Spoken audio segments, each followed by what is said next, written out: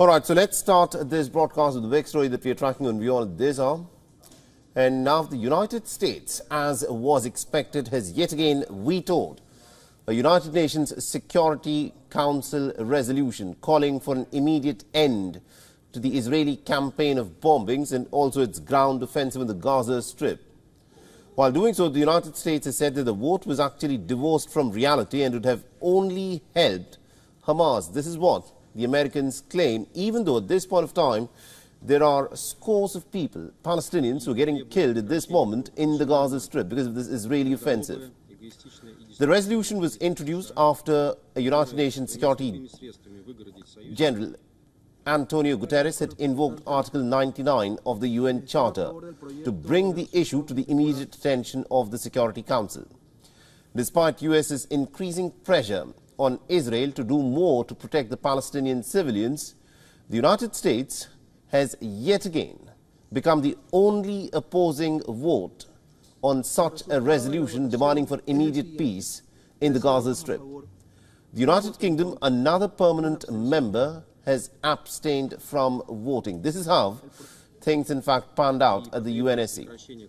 On the other hand, the Biden administration has now imposed certain restrictions on Palestinian foreign minister, limiting his ability to engage with the media, as per the Saudi foreign minister.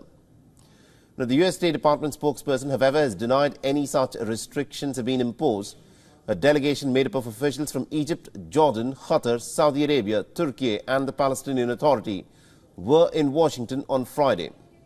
And they also met with the US Secretary of State Anthony Blinken in a vain effort to try and press the Biden administration to drop its opposition to peace in the Gaza Strip. With the failed diplomatic efforts, intense bombardment of the Gaza Strip continues. Now, the Israeli army claims that it has struck more than 450 targets in the Gaza Strip from land, sea and air in just a span of 24 hours. And this is said to be one of the most intense campaign of Israeli bombardments that has been carried out since fighting resumed after a brief pause. In a new video that's been put out by the Israeli military, it shows the Israeli troops fighting inside of a school in the Shijaya neighborhood of the Gaza city in the north.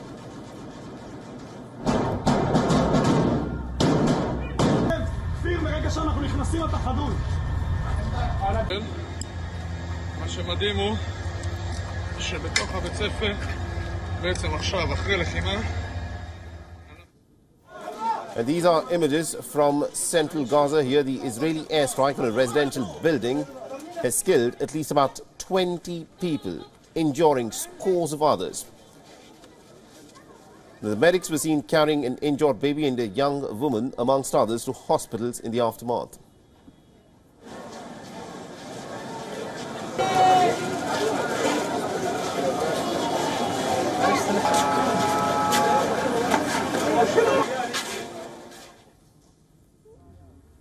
And Israel has continued with its expanding offensive in the southern part of the Gaza city as well. There has been heavy bombardment that continues in Khan Yunis, the second largest city in the Gaza Strip. Now, the Israeli army claims that its forces are fighting house to house and shaft to shaft in a reference to tunnel shafts. Although the Israeli army is not getting into direct combat inside of the tunnels, it is trying to use ways and means to try and block off the entrances and exits of the tunnels.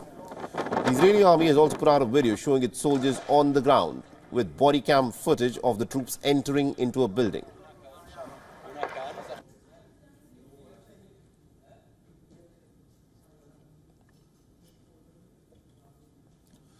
Well, this is the situation at the Rafah border crossing in the southern part of the Gaza Strip. Ambulances were seen rushing to the scene as Israel's campaign of air bombings continue to hit even the Rafah part of the region in the southern Gaza Strip.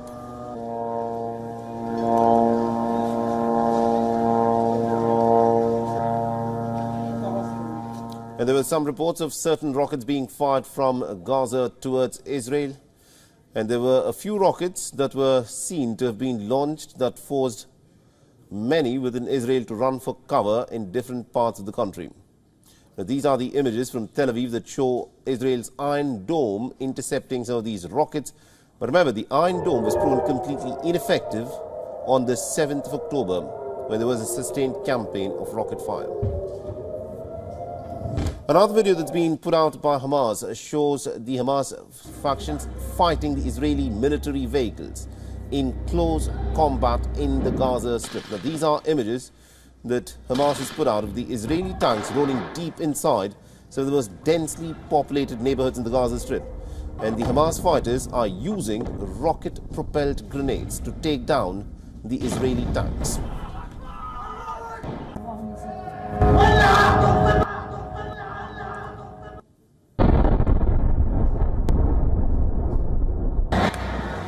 Hamas has also condemned the Israeli action of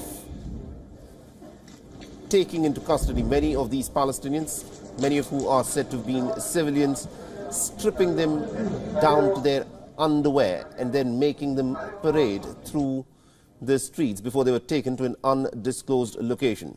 Now, Hamas has described this as a heinous crime against innocent civilians, while Israel claims that its military will continue to make more such sweeping arrests in the Gaza Strip to determine who is with Hamas. Meanwhile, Gazans are also facing extreme shortages of food, fuel, water and medicine. The World Food Programme's Deputy Executive Director visited the enclave on Friday, and the organization has distributed food supplies. But remember, all this aid is nothing more than a drop in the ocean, because for more than 60 days now, the Palestinians have been denied access to food, water, electricity and fuel, and this is the plight that they've been reduced to. And according to the United Nations, nearly about 80% of the Gazan population has been displaced and uprooted from their homes. And these Palestinians are now struggling to even find drinking water and to meet their basic necessities.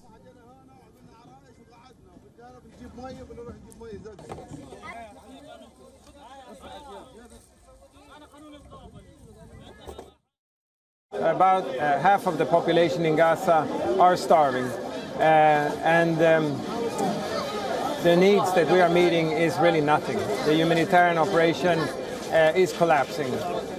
With the chaos, with this active fighting, it's not possible to do the work that is needed to meet these massive needs. And so we need supplies at a completely different scale. WION is now available in your country. Download the app now and get all the news on the move.